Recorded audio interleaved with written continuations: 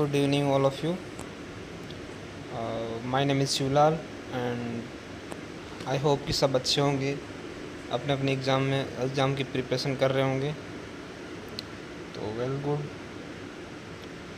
जैसा कि सभी को पता है कि हम चैप्टर जो एनसीईआरटी पॉलिटी क्लास 6 की पॉलिटी पढ़ा रहे हैं, उसमें हम फर्स्ट चैप्टर जो था हमारा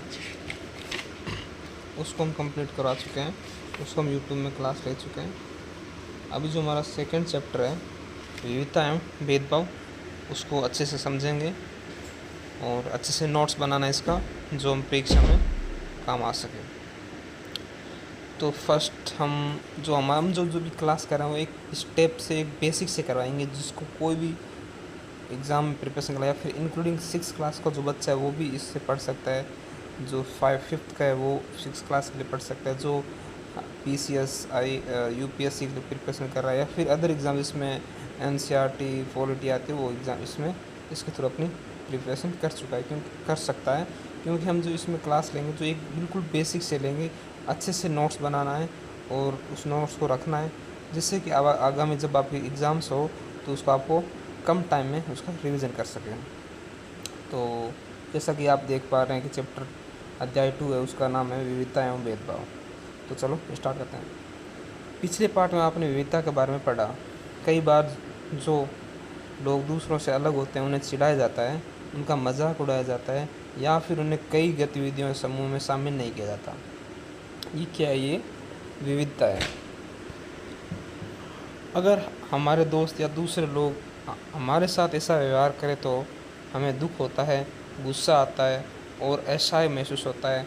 क्या आपने कभी सोचा है कि ऐसा क्यों होता है? तो वही जब बोलता है को किसी इंसान को जब मजाक उड़ाया जाता है तो बहुत दुख होता है। तो उसी के बारे में पूछ रहा है कि आपने कभी सोचा है कि क्यों होता है। इस पार्ट में हम समझने की कोशिश करेंगे कि ऐसे अनुभव हमारे समाज से और हमारे आसपास मौजूद ऐसे संबंधों को कैसे जुड़े हुए हैं। अभी है ये एक पिक्चर्स दी हुई है जो कि समानता को बढ़ावा देती है। गरीब अमीर सब इसमें दिखने को मौका मिले, जो ऐसा है। अब यह हम क्या है और हम कैसे हैं, यह कई चीज़ों से निर्भर करता है। हम कैसे रहते हैं, कौन सी भाषा बोलते हैं, क्या खाते हैं, क्या पहनते हैं, कौन से खेल खेलते हैं और कौन से उत्सव मनाते हैं, इन सब में हमारे रहने की जगह के भूगोल और उसके इतिहास का असर पड़ता है। अलग अलग जगह पर अलग अलग भाषाएं, अलग अलग खेल, अलग अलग खान पान सब होता है, जो हमारे इतिहास से चला आ रहा है। अगर आप सापेक्ष में निम्नलिखित बिंदुओं पर ध्यान देते हुए यह अंदाज़ा लग जाएगा कि भारत कितनी विविधताओं का वाला देश है। संसार में 8 मुख्य धर्म है। इसमें एक पॉइंट लिख दो आप, एक अच्छे से पॉइंट आपके लिए बन गया है कि अपने भारत में वहाँ पर कितने धर्म हैं। उसमें बताया गया कि संसार में 8 प्रकार के धर्म हैं। समझे? संसार में मुख्य 8 प्रकार के धर्म हैं। भारत में उन 8 धर्मों का अनुयायी मानने वाले रहते हैं। यहाँ 1600 से ज़्यादा भाषाएं बोलती हैं, मतलब 8 धर्म और 1600 से ज़्यादा भाषाएं बोली जाती हैं जो लोगों की मातृभाषाएं हैं। यहाँ 100 से भी ज़्यादा तरह के नृत्य हैं। यह विविधता हमेशा सुख होने का कारण नहीं बनती, खुश होने का कारण नहीं बनती। हम उन लोगों के साथ सुरक्षित हैं, अस्वस्थ महसूस करते हैं जो हमारी तरह दिखते हैं, बात करते हैं, कपड़े पहनते हैं और हमारी इस तरह सोचते हैं। कभी कभी जब हम ऐसे लोगों से मिलते हैं जो हमसे बहुत भिन्न हैं, तो हमें बहुत अजीब और अपरिचित लग सकते हैं। कई बार हम समझ ही नहीं पाते कि या जान नहीं पाते कि हमारे अलग क्यों हैं। लोग आपसे अलग दिखने वाले के बारे में ख़ास तरह की राय बना लेते हैं। वही है, जब लोग आपसे अलग से, जब आप कहीं, जैसे एग्जांपल अगर आप साउथ में रह रहे हो, हम नॉर्थ में रह रहे हो, तो साउथ का पहनावा और नॉर्थ का पहनावा अलग है। जब आप उसको पहली बार देखोगे उसको समझ नहीं पाओगे आप कि क्या पहना। धीरे धीरे आप उससे उठो बैठोगे तब आपको समझ में आ सकता है। इधर है पूर्वाग्रह। उन कथनों को देखिए जो आपके ग्रामीण और शहरी लोगों के बारे में सही लगे, जिन कथनों से आप सहमत हैं, उन पर निशान लगाइए। क्या आपके दिमाग में ग्रामीण या शहरी लोगों को लेकर किसी भी प्रकार के पूर्वाग्रह हैं? क्या दूसरे लोगों के दिमाग में भी वे पूर्वाग्रह, लोगों के दिमाग में पूर्वाग्रह क्यों होते हैं? जिन पूर्वाग्रहों को आप अपने आसपास महसूस करते हैं, आपकी एक सूची बनाए जो पूर्वाग्रह लोगों में व्यवहार करते हैं। ग्रामीण लोग आधे ज़्यादा ग्रामीण में रहते हैं, ये जब शहरी लोग के बारे में समझाया गया है।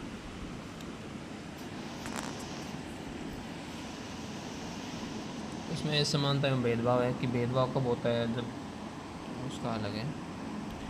इनमें से कुछ कथन ग्रामीण लोगों के एक ज्ञानी की तरह दिखते हैं, जबकि शहर में रहने वाले लोग असली में सिर्फ पैसों को से सरोकार बन रखने वालों को तरह दिखते हैं। जब हम किसी के बारे में पहले से राय बना लेते हैं तो उसे हम अपने दिमाग में बिठा लेते हैं, तो पूर्वाग्रह इसको रूप ले लेती है। ज़्यादातर यह राय नकारात्मक होती है, जैसे कि कथनों में दिया गया है, लोगों को असली या कंजूस मानना ही पूर्वाग्रह है। लोगों को आलसी एवं कंजूस मानना ही पूर्वाग्रह है। ये जो इधर पूर्वाग्रह की डेफिनेशन दी हुई है, इधर दिया गया कि हम कई चीज़ों के बारे में पूर्वाग्रही हो सकते हैं। लोगों के धार्मिक विश्वास, उसकी चमड़ी का रंग, जिस क्षेत्र में आते हैं, जिस तरह से वे बोलते हैं, जैसे कपड़े वे पहनते हैं, तो ये इन चीज़ों को पूर्वाग्रह में हम ले सकते हैं। अक्सर दूसरों के बारे में बताए गए हमारे पूर्वाग्रह इतने पक्के होते हैं कि हम उससे दोस्ती नहीं करना चाहते। इस वजह से कई बार हमारा व्यवहार ऐसा होता है कि हम उन्हें दुख पहुंचा देते हैं। अभी क्या है, लड़के और लड़कियों में भेदभाव। अभी तो दिखाया कि लड़कियों और लड़के में क्या भेदभाव होता है, उसके बारे में आपको समझाया गया। समाज में लड़के और लड़कियों के में कई तरीके से भेदभाव किया जाता है। हम सभी इस भेदभाव से परिचित हैं, क्योंकि भली भांति परिचित है, क्योंकि ये जो भेदभाव हमारे आंखों के सामने हो रहा है, और इसको हम नकार भी नहीं सकते कि ये नहीं हो रहा है, बिकॉज़ हम अपनी रोज़मर्रा की ज़िंदगी में ये सब भेदभाव देखते रहते हैं। एक लड़का एक लड़की होने का अर्थ क्या होता है? आप से कई लोग कहेंगे कि हम लड़के या लड़की की तरह जन्म लेते हैं, यह तो ऐसा ही होता है, इसमें सोचने की क्या बात है, आइए देखें कि क्या सच्चाई है। अभी एक इधर जो लोग हैं वो बोलते हैं कुछ और करते कुछ है, बोलते हैं कि क्या है जीवन में, या तो लड़का पैदा हो लड़के, लेकिन ये ऊपर के मन से बोलते हैं। अभी अंदर के मन से क्या होता है वो अलग होता है, वो कोई जान नहीं सकता। नीचे दिए कथनों से सूची में तालिका को भरिए, उसमें से उत्तर को वे बहुत ही सुशील है, उनकी बातों से वे बहुत ही सुशील है, उनका बात करने का तरीका बड़ा सुमय और मधुर है। वे शारीरिक रूप से बलिष्ठ है, वे शरारती है, वे नृत्य करने में चित्र में निपुण है, वे रोते नहीं, वे उद्यमी है, वे खेल में निपुण है, वे खान पान में निपुण है, वे भावुक है। अभी क्या है, जो हमारे पॉइंट 1 2 उसको आप मिलाना है कि कौन सा किसके लिए सटीक है। लोग तरह तरह की बातें करते हैं। अभी क्या है, इधर बहुत अच्छा इस चैप्टर में क्या है कि बहुत अच्छी तरह से समझाया गया है, तो आप जितना उसको सीरियस लोगे, जितना अच्छी तरह से समझोगे, आपको पॉलिटी पे जो मजबूत है, जो आपको इसमें क्या पढ़ाया जाता है वो अच्छा हो पाएगा। मैं लंगड़ा हूँ, मेरी बोली लड़खड़ाती है, इसके अलावा और भी कुछ कभी कभी उदास हो जाता हूँ, तो कभी दुखी, लोग मेरा मजाक उड़ाते हैं, लेकिन ये नई बात नहीं है। अगर हम तुम्हारी जगह होते तो क्या करते? वही है कि लोग मेरा मजाक, अगर तुम मेरी जगह होते तो क्या करते? बिकॉज जो लोगों का मजाक उड़ाते हैं ये लंगड़ा है, लेकिन ज़िंदगी में लोग ये नहीं समझते कि आपके साथ भी ऐसा कुछ हो सकता है। तुम दूसरों से कितने अलग दिखती हो। मैं एक इंसान हूँ, मुझे शर्म आती है,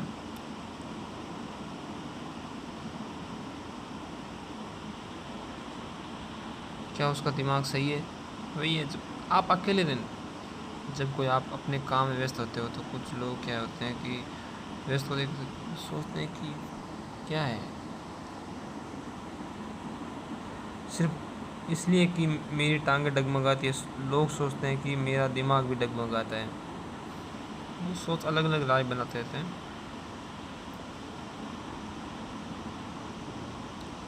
अभी क्या है, ये तो नॉर्मल जो कहानी वो दिखाई गई है इसमें। अब ये रूढ़िबद्ध धारणाएं बनाना, जो हमें अब ऊपर पड़ा था वो था भेदभाव का सामना करने पर क्या इधर क्या है कि जो इस बात में विविधता है वो हमने पढ़ लिया है। अब हम असमानता में भेदभाव के बारे में पढ़ेंगे कि लोग रूढ़िबद्ध धारणाएं क्या बनाते हैं, उसके बारे में पढ़ेंगे। जब हम सभी लोगों को एक ही छवि में बांध देते हैं या उनके बारे में पक्की धारणा बना लेते हैं तो उसे रूढ़िबद्ध धारणा बनाते हैं। अभी रूढ़िबद्ध क्या है कि जो हमसे पहले से चली आ रही है कि लोगों उसके बारे में सोचते नहीं, उसके पीछे वैज्ञानिक तथ्य को नहीं सोच करके जो लोग बोलते हैं उसी को मान लेना कि जो इन्होंने बोला है वो सही। एक रूढ़िबद्ध धारणाएं कह सकते हैं। कई बार हम किसी खास धर्म, देश, धर्म, लिंग होने के कारण किसी को कंजूस, अपराधी या बेवकूफ़ ठहराते हैं। ऐसा दरअसल उसके बारे में मन में एक पक्की धारणा बना लेने के कारण होता है। हर देश, धर्म आदि के में हमें कंजूस या अपराधी, बेवकूफ़ लोग मिल ही जाते हैं। सिर्फ इसलिए ही कुछ लोग उस समूह में वैसे हैं। पूरे समूह के बारे में ऐसी राय बनाना वाजिब नहीं है। इस प्रकार की धारणा हमें प्रत्येक इंसान को एक अनोखे और अलग व्यक्ति की तरह देखने से रोकती है। हम नहीं देख पाते कि उस लोग के बारे में कुछ खास गुण और समस्याएं तो दूसरों से अलग है। रूढ़िबद्ध धारणाएं बड़ी संख्या में लोगों को एक ही प्रकार के खांचे में जड़ देती है। जैसे माना जाता था कि हवाई जहाज उड़ाने का काम लड़कियां नहीं कर सकती। इन धारणा का असर हम सब पर पड़ता है। कई बार धारणाएं हमें ऐसे काम करने से रोकती है, इसको करने की शायद हमें हो। इधर क्या है कि रूढ़िबद्ध धारणाओं के आधार पर भेदभाव हो जाता है। अभी हमने जो पढ़ा कि पहले से ही धारणा बनी थी कि लड़कियां हवाई जहाज नहीं उड़ा सकती। ये क्या है, इसके पीछे किसी ने कुछ नहीं सोचा। किसी एक इंसान ने अगर बोल दिया कि नहीं लड़कियां हवाई जहाज नहीं उड़ा सकती, उसके पीछे दूसरे उसके पीछे बंदे बोलते चले गए, ना कि उसके पीछे के तथ्य को समझा। या फिर जब उस टाइम जब लड़कियां कमज़ोर थी पढ़ाई लिखा में, उसके बाद जब लड़कियां सक्षम हो गई फिर भी इंसान क्या सोचते रहे कि नहीं लड़कियां कुछ नहीं कर सकती। उसके साथ पानी भरना, मोहल्ले में निम्न कोटि का मानना, जो गरीब होते हैं और जो लड़कियां होती हैं उनको एक टाइप से काम देना। लड़कियां घर में अपना झाड़ू पोंछा करेगी, खाना बनाएगी, लड़के बाहर घूमेंगे, लड़कियां बाहर नहीं जाएगी। ये क्या है, ये सब रूढ़िवादी धारणाएं हैं। अभी के ज़माने में तो चलो ठीक है कि लड़कियां और लड़कों को पढ़ाई लिखाया जाता है बराबर, लेकिन पहले में लड़का ही पढ़ेगा, लड़कियों को पढ़ने में कम भेजा जाता था कि बाहर नहीं ये नहीं पढ़ेगी। ये एक रूढ़िवादी धारणाओं का शिकार हो जाती थी। अब ये असमानताएं,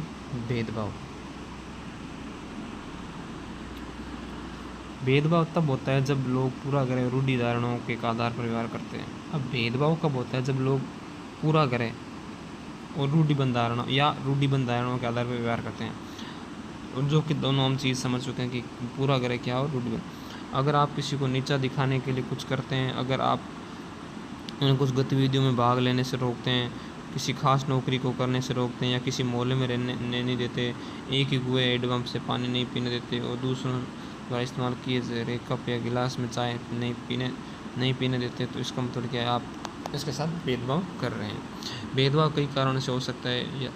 आप याद करें कि अभी क्या है, भेदभाव कई प्रकार से हो जाता है।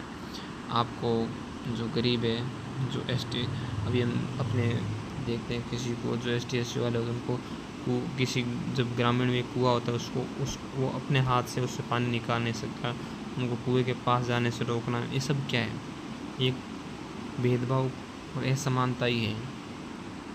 अभी क्या है, इधर पोस्ट को पढ़ते हैं, जो मैंने एक बॉक्स में दिया है। कुछ मुसलमानों के बारे में ये आम रूढ़िवादी धारणा है कि वे लड़कियों को पढ़ाने में रुचि नहीं लेते, इसलिए उन्हें स्कूल नहीं भेजते। ये क्या है, भेदभाव हो रहा है। जबकि अध्याय में यह दिखा रहा है कि मुसलमान कि गरीबी इसका एक महत्वपूर्ण कारण है। गरीबी की वजह से ही वे स्कूल नहीं भेज पाते और स्कूल जल्दी निकाल देते हैं। जहाँ पर भी गरीबों तक शिक्षा पहुँचने के प्रयास किए जाते हैं, वहाँ मुसलमान समुदाय के लोग अपनी लड़कियों को स्कूल भेजने में रुचि दिखाई है। उदाहरण के तौर पर केरल में स्कूल प्राय घर के पास हैं। सरकारी बस की सुविधा बहुत अच्छी है, जिससे ग्रामीण क्षेत्रों में शिक्षण को स्कूल पहुँचने में मदद मिलती है। उसमें 60% से ज़्यादा महिलाएं शिक्षित हैं। इन सभी कारणों से बहुत सारे गरीब परिवार के बच्चों को स्कूल जाने में मदद की है। इसमें मुसलमान लड़कियां भी शामिल है। दूसरे राज्यों में जहां ऐसे प्रयास नहीं है, वहां गरीब परिवार के बच्चों को स्कूल जाने में मुश्किल आती है, चाहे वे मुसलमान हो, चाहे जनजाति हो या अनुसूचित जाति के हो। जाहिर है कि मुसलमान लड़कियों के स्कूल में गैर हाजिरी का कारण धर्म या गरीबी नहीं है। अभी इसमें क्या है, लोग सोचते हैं कि मुसलमान लड़कियों को पढ़ाया नहीं जाता, उसके पीछे ये सबसे बड़ा ये कारण है कि उनको जो सुख सुविधा होनी चाहिए, चाहे वो कोई हो। अगर ग्रामीण में स्कूल है तभी तो बंदा स्कूल जाएगा, नहीं तो नहीं जा सकता। वही चीज़ इधर समझाई गई है कि क्यों लड़कों को क्यों गरीब बच्चों को स्कूल जाने में असुविधा होती है। कुछ असुविधाएँ, कुछ उनके पास प्राप्त स्रोत नहीं होते, उन कारण से वो स्कूल जा नहीं पाते।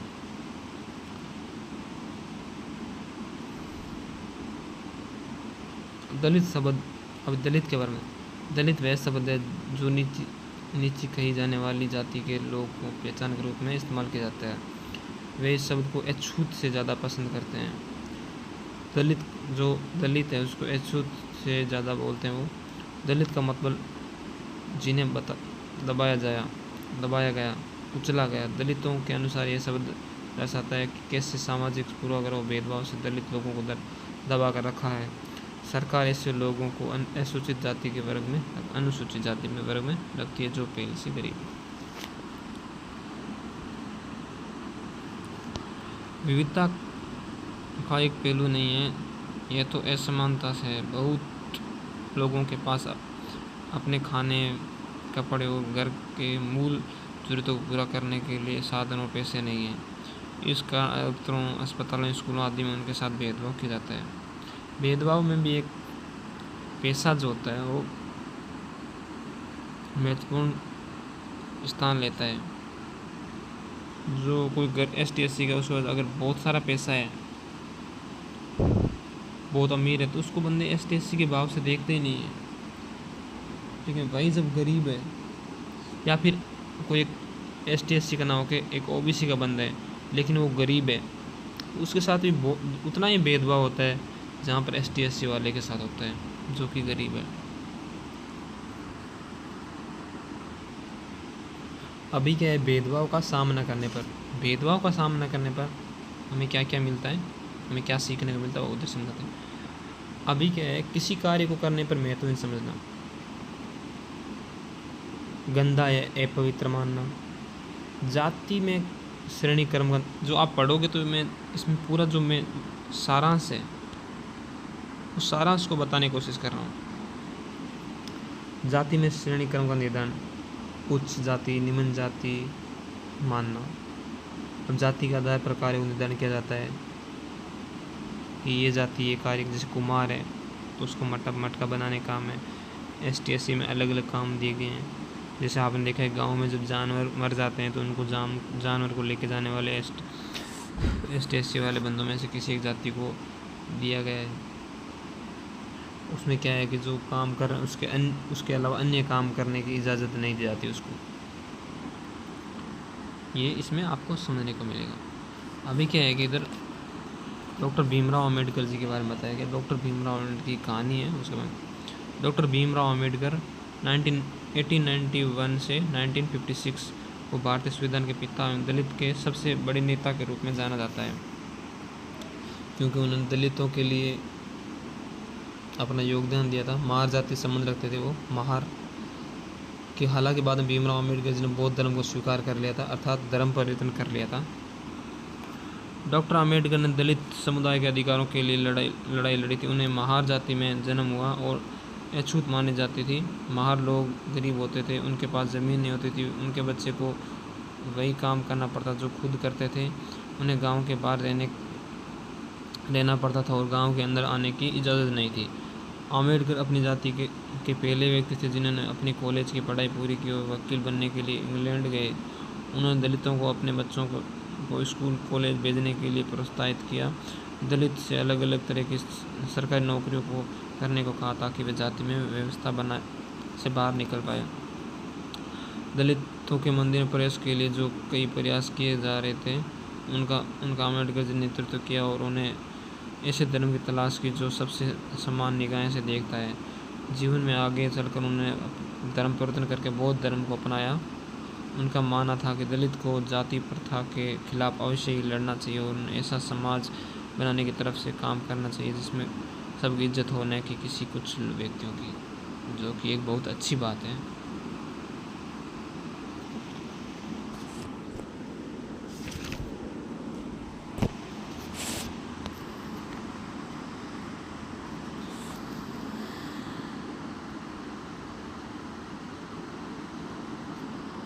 ये इसमें भी यही दिखाया कि भारत के एक महान नेता डॉक्टर भीमराव अम्बेडकर जी ने जाति व्यवस्था पर आधारित भेदभाव के अपने अनुभव के बारे में लिखा। यह अनुभव उनके 1901 में हुआ जब वे केवल 9 साल के थे। वे महाराष्ट्र में पुरी में अपने भाइयों के साथ पिता से मिलने गए।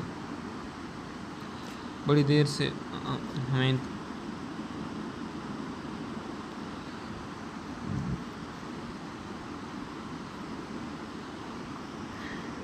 देर हमें इंतज़ार किया पर कोई नहीं आया। 1 घंटा बीत गया तो स्टेशन मास्टर पूछने आया। उन्होंने हमसे हमारे टिकट मांगे, हमने दिखा दिए। उन्होंने पूछा कि हम वहाँ क्यों रुके हुए थे। हमने बताया कि हमें कोरगांव जाना है।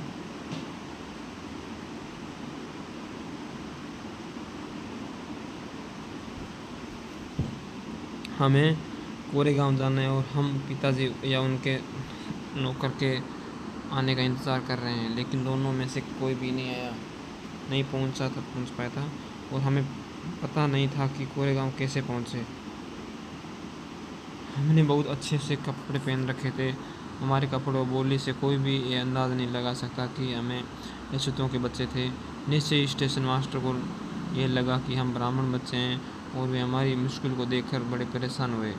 जैसा कि हिंदुओं में होता ही है, स्टेशन मास्टर ने हमसे पूछा कि हम कौन हैं। बिना एक पल के भी हम सोचे मेरे मुंह से निकल गया कि हम माहर हैं। मुंबई प्रांत में माहर समुदाय को अछूत माना जाता था। उनको कदम से धक्का लगा, वे भौंचक्के रह गए। उनके चेहरे पर अचानक परिवर्तन हुआ। हमने देख लिया कि एक अजीब सी घृणा की भावना उन पर हावी हो गई। उन्होंने जैसे ही मेरा जवाब सुना तो वे अपने कमरे में वापस चले गए और हम वहीं खड़े रह गए। 15-20 मिनट बीत गए। सूरज बिल्कुल छिप सा गया। पिताजी नहीं आए और न ही उनका नौकर आया। अब स्टेशन मास्टर भी छोड़कर चले गए। हम काफ़ी घबराए हुए थे। यात्रा के शुरू में जो सुख और उत्साह की थी उसकी अभी उसकी जगह उदासीन ले ली थी। आधे घंटे बाद स्टेशन मास्टर लौट कर आए और पूछा कि क्या करने की सोच रहे हो। हमने कहा कि अगर हमें किराए पर एक बैलगाड़ी मिल जाती तो हम कोरेगांव जा सकते थे। अगर कोरेगांव ज़्यादा दूर नहीं हो तो हम फ़ौरन निकलना चाहते हैं। वहाँ किराए पर कई बैलगाड़ियाँ चल रही थी, लेकिन मैंने स्टेशन मास्टर को जो जवाब दिया था हम माहर हैं। उनको पता चल गया था कि कोई भी गाड़ी अछूत वर्गों की सवारी को लेकर अपने गांव को गंदा या नीचा नहीं बनाना चाहता। हम दुगना किराया देने को तैयार थे, पर हमें एहसास हुआ कि बात पैसे की नहीं है। स्टेशन मास्टर जो हमने गाड़ीवानों से मोल कर रहे थे चुपचाप खड़े हो गए। समझ नहीं आ रहा था कि क्या करें। ये जो उनके साथ जो हुआ उसके बारे में बिल्कुल बताया गया किस प्रकार से उनके साथ भेदभाव होता था। अब ये समानता के लिए संघर्ष, उसमें क्या है कि स्वतंत्रता संघर्ष में शामिल दलित जाति और औरतें, किसान, असमानता का अनुभव। अभी इधर एक साइड में क्या है कि गैर बराबरी का अनुभव। दलितों को मंदिरों में प्रवेश नहीं करने दिया जाना, महिलाओं पुरुषों के समान शिक्षित नहीं हो सकती थी, किसानों को उच्च ब्याज से छुटकारा। ये जो संघर्ष है उसके बारे में अभी इधर समझाया गया है। अब इधर एक और कहानी है उसको 1947 में भारत जब आज़ाद हुआ और एक राष्ट्र बना तो हमारे नेता ने समाज को व्यस्त कई तरह की असमानता पर विचार किया। संविधान को लिखने वाले लोग भी इस बात से अवगत थे कि हमारे समाज में कैसे भेदभाव किया जाता है और लोगों ने उनके खिलाफ किस प्रकार के संघर्ष किए हैं। कई नेता इन लड़ाइयों के हिस्से थे और डॉक्टर भीमराव अम्बेडकर इसलिए नेताओं ने संविधान में एक ऐसी दृष्टि और लक्ष्य रखा जिससे भारत में सभी लोगों को बराबर माना जाए। समानता को एक अहम मूल्य की तरह माना गया जो हम सभी को एक भारत के रूप में जोड़ती है। प्रत्येक व्यक्ति को समान अधिकार और समान अवसर प्राप्त है। अस्पृश्यता यानी छुआछूत को अपराध की तरह देखा गया और इसे कानून रूप से खत्म कर दिया गया। अभी इसमें एक हम अपनी सिंपल भाषा में समझ लेते हैं कि समानता के लिए जो संघर्ष हुए थे उसमें संविधान में क्या क्या हुआ था। उसमें समानता एक अहम मूल्य भारत के एक रूप में जोड़ना, जो संविधान बनाया उसमें एक समानता को एक अहम मूल्य के रूप में माना और भारत के रूप में जोड़ा। अस्पृश्यता यानी छुआछूत को अपराध का दर्जा दिया गया, उसको ख़त्म किया गया। अधिकार में अपने पसंद का काम चुनने, सभी को समान अधिकार जो हमारा संविधान बनाए भारत उस सब के लिए सम्मान है। उसमें कहीं गरीब और अमीर नहीं लिखा हुआ, सब समान है। नौकरियों सभी के लिए जो नौकरियां होती थी वो सभी के लिए खुली कर दी, कोई भी अपनी योग्यता के अनुसार उसमें भाग ले सकता था। एक समानता का अधिकार मुख्य धारा में शामिल करना, जो समानता का अधिकार था उसको मुख्य धारा में शामिल किया गया। इसमें यही समझाया गया कि नौकरी सभी के लिए खुली होगी। उनके अलावा संविधान ने सरकार पर विशेष जिम्मेदार डाले कि वे गरीब और मुख्य धारा में अलग अलग पढ़ रहे समुदाय को समानता के दर में फायदा दिलाने का कदम उठाए। हालांकि हमारे संविधान में इन विचारों पर जोर दिया गया, पर यह पाठ इसी को उठाता है कि असमानता आज भी मौजूद है। समानता वह मूल्य जिसके लिए निरंतर संघर्ष करते रहना होगा। भारतीयों के लिए समानता का मूल्य विश्वासिक जीवन का हिस्सा बने, सच्चाई बने। इसके लिए लोगों के संघर्ष, उसके आंदोलनों, सरकार द्वारा उठाए जाने वाले कदम बहुत ज़रूरी है। संविधान के लेखकों ने यह भी कहा कि विविधता की भी इज्जत करना, उसे मूल्य मानना समानता सुनिश्चित करने में बहुत ही महत्वपूर्ण कारक है। उन्होंने एक महसूस किया कि लोगों को अपने धर्म का पालन करने, अपनी भाषा बोलने और अपने धर्म मानने और आपको खुले रूप से व्यक्त करने की आज़ादी होनी चाहिए। यही जो समझाया गया था कि लोगों को भी अपनी आज़ादी होनी चाहिए। उसके आधार पर अपने भारत के संविधान को बनाया गया है जिसमें सभी के लिए समानता के लिए क्या क्या कार्य किए उसको हम समझ सकते हैं। इसमें क्या है, विविधता का सम्मान, जो इसमें विविधता को समान समझा गया। समानता सुनिश्चित करना था, अभिव्यक्ति की आज़ादी थी, कोई भी बोलना, व्यवहार मानना, उसकी आज़ादी को रखा गया था। और धर्म जो हमारे समानता के लिए कार्य उसमें एक धर्मनिरपेक्ष था, कोई एक धर्म नहीं था।